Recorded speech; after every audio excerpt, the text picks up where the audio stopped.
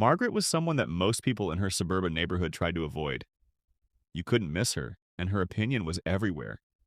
With her round shape and her short, choppy blonde haircut, she looked like a character from a movie, the kind who's meant to be the cranky neighbor. She loved being the center of attention, especially when it came to neighborhood safety. Even though she wasn't officially part of the HOA, she went to every meeting and took over the conversation, with complaints about things like how trees were cut or what cars were parked on the street. Margaret's favorite thing to do was to pick on the new people moving into the area. Her way of keeping the neighborhood safe was really just making up stories, especially about black and minority families. She said she was worried, but really she was just showing her prejudice, covering it up with how she thought she was always right. Margaret thought she was the keeper of how things should be, deciding who could live in her perfect little neighborhood. She would call the police for the smallest things. Her favorite person to bother was Shaquille, the only black man around. Even though he was a well-known philanthropist, businessman, and homeowner, Margaret couldn't believe someone like him could live in such a fancy place. She often whispered, sure that he must have cheated to get his house. The neighborhood kind of liked Margaret, but she had a way of controlling others. She was loud, and her complaints at HOA meetings were always dramatic.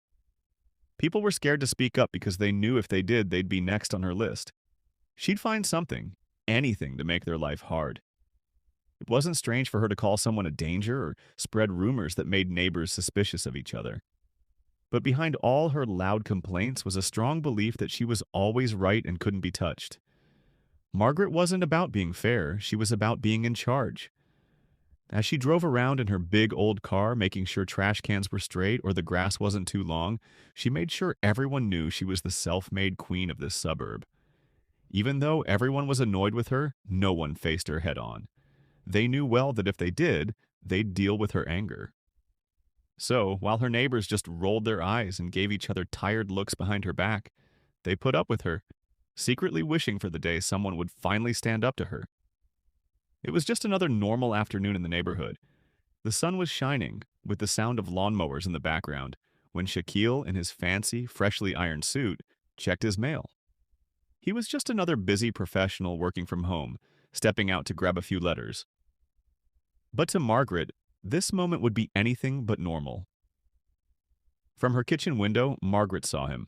Her eyes narrowed. Margaret's calm way, his clothes, and the fact that he was checking his own mailbox made her suspicious. She squinted and pressed her hand to the window pane, muttering under her breath. What's he up to now? She had never liked him. Something about his presence in the neighborhood felt wrong to her. He didn't fit here. The thought bugged her, a feeling she couldn't get rid of. Margaret convinced herself that this wasn't just a man getting his mail. No, Shaquille was up to something bad. As she watched him, a plan started forming in her mind. She stormed out of her house, marching toward Shaquille. Her steps were loud and heavy. Each one was meant to make her presence known. Her face was already red with anger and frustration as she got closer. "What are you doing here?" Margaret demanded with her sharp, accusing tone. Shaquille looked up, his eyebrows knitting together in confusion. "I'm just checking my mail, ma'am." His voice was calm, respectful. He'd had enough run-ins with Margaret by now to know she had a habit of overreacting. But he hadn't expected it today. Not over something so small. "No, you're not," Margaret retorted, her voice getting louder. "You don't belong here. People like you don't live in this neighborhood, and you'll never be welcomed here." Her words were harsh, filled with the idea that Shaquille was trespassing or even trying to steal mail. "You're tampering with mail. I'm calling the police." Shaquille's confusion turned to frustration, but he stayed calm. He crossed his arms in front of him, standing tall and firm. "Ma'am, I live here. This is my property. Please leave me alone." But Margaret wouldn't listen. With her finger pointed dramatically, she pulled out her phone. "I'm calling 911. You can't just walk around here, acting like you own the place." As she dialed, her voice was filled with anger, getting louder with every word. She said, "Hello, police officer. Please come to my help. Someone is trying to hurt me." She looked like she felt she deserved special treatment. demanding that the police come right away to deal with the situation. Moments later, the police arrived, pulling up in front of Shaquille's home. Someone rushed toward them, her finger still pointed at him, her voice urgent. That man was trying to hurt me, and now he's messing with the mail. He doesn't belong here. Shaquille stayed calm. He took out his ID and gave it to the officers, explaining he was the homeowner. The police officers, clearly doubtful, looked between him and Margaret. They could tell who was more reasonable. They checked the records on their phone, confirming that Shaquille's name was indeed on the property's deed. The officers then turned to Margaret, their expressions calm, but there was a clear lack of urgency now. Mom, he lives here. There's no need for us to get involved. Furious, Margaret huffed and turned away, muttering insults under her breath. This isn't over, she spat. I'll be watching him. I don't trust him. As the officers left and Margaret stood there angry, Shaquille just shook his head, knowing that this wasn't the first time, and it likely wouldn't be the last, that Margaret had let her prejudices control her actions. But what she didn't know was that her big reaction would lead to a discovery that would change everything. Shaquille had always been a patient guy, but Margaret's bullying had pushed him too far. He had never been one to back down when things were unfair, and now her trying to get him kicked off his own property was the last straw. After the police incident, where Margaret tried to make him look like the bad guy, Shaquille decided to look deeper into the woman's life. If she wanted to keep playing dirty, he was going to find out everything he could about her. That evening, after work, Shaquille sat down with his laptop and started checking public records. At first, it seemed like there wasn't much to find. Margaret, as expected, was good at covering her tracks, but Shaquille wasn't going to give up. After some looking around in local government databases, he found something that made him sit up straight. Margaret had been getting disability checks for years, saying she couldn't work because of health issues. The problem? She had been doing this while working secret jobs at different stores, none of which she told the government about. Not only had she been wrongly collecting those disability payments, but she had also been making extra money without paying taxes. She had been taking advantage of the system, and it was clear she'd been doing it for way too long. As Shaquille looked further, his jaw dropped when he found out about a criminal record that was hidden. Identity theft. Margaret had once been caught using someone else's personal info to open accounts in their name, a crime she somehow kept secret from her neighbors. Even more surprising was the discovery of many sealed records, which suggested she'd been involved in other shady stuff over the years, like trying to scam money from neighbors by pretending it was for community projects. But the biggest shock was finding out that Margaret wasn't even the legal owner of her house. For years, she had been living in a property that wasn't hers. The name on the deed wasn't Margaret's at all. It belonged to an old woman who had moved into a nursing home and didn't know Margaret was living in her house. It was a huge revelation. Margaret had been living in someone else's home for years, making everyone in the neighborhood think she owned it. Shaquille's heart raced as he realized how big this was. Margaret wasn't just a mean, racist neighbor.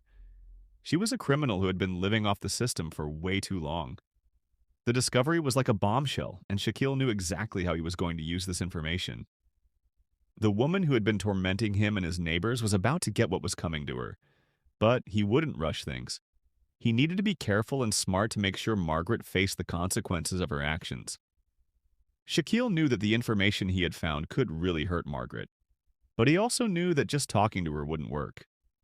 This wasn't just about getting even. It was about making sure she faced what she did. He had to be smart about it and get the right people involved. The first thing Shaquille did was to report Margaret's fake disability claims. He knew he had to do this the right way to make sure everyone knew she was lying. He called the state's disability fraud hotline and showed them all the proof he had gathered. With records of her secret jobs and medical claims that didn't match up, it was obvious that Margaret had been cheating the system for years. The investigators said they would check it out, and Shaquille felt good about it. The process of justice had started. Next, Shaquille focused on the HOI. The board had always been scared of Margaret's influence in the neighborhood. Everyone knew about her bullying. Now that Shaquille had proof of her crimes and trickery, he knew it was time to show everyone the truth. He put together a report with all the details about her criminal record and dishonest actions and showed it to the HOI board members. During the meeting, it was clear that Margaret had been using her position in the community to control and scare others. The HOI members, who used to be afraid to stand up to her, were shocked at how deep her lies went. But Shaquille wasn't done yet. The big part of his plan was to reveal that Margaret was squatting. He found out that the real owner of the house, an old lady named Mrs. Margaret, didn't know someone else was living there. Shaquille reached out to Mrs. Margaret's family, who were upset to hear the truth. They had no idea that Margaret was living there without paying, pretending to own it, and making everyone believe she was the rightful owner. The family quickly got a lawyer to start kicking Margaret out. With every move Shaquille made, he could feel Margaret's power fading. The woman who once controlled the neighborhood was now dealing with the results of her greed and bad behavior. Her fake disability claims were being looked into. The HOI was thinking about removing her, and the legal fight to evict her was on. Margaret's time of scaring people was over. The perfect revenge was slowly happening, and watching her fall was almost too satisfying. It wasn't just about getting back at her for himself. It was about making things right for everyone she had mistreated for so long. Shaquille was eager to see her reaction when they finally faced off. As the morning sun came through the window blinds, Margaret woke up to loud knocks at her door. For a second, she thought it might be one of her neighbors coming to apologize, maybe for not fitting into her idea of a perfect neighborhood. But when she opened the door, she saw investigators with badges looking very serious. They got straight to business. When they told her who they were, Margaret felt a rush of panic. "What's going on?" she stuttered, trying to take control. But then the words she had always feared came down hard.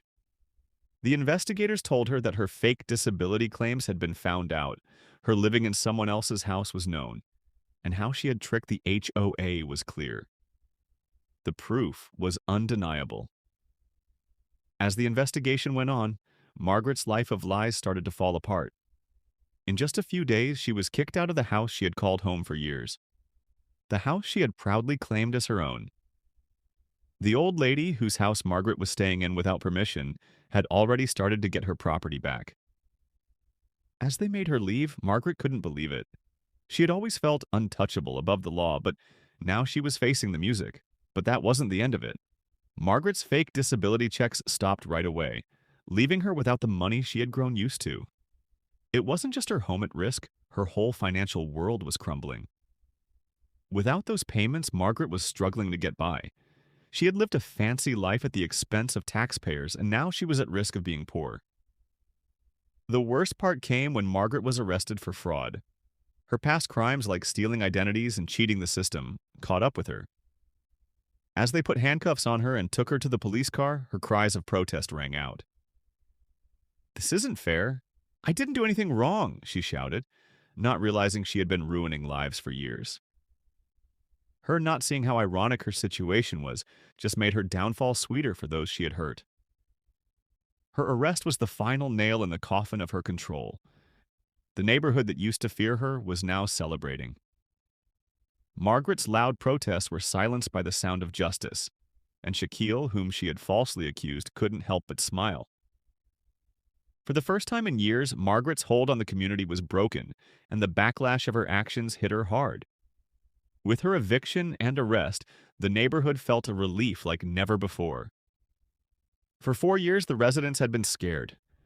Everyone was too afraid of Margaret's bossy ways to say anything. But now, with her gone, it was like a heavy weight had been lifted off everyone's shoulders.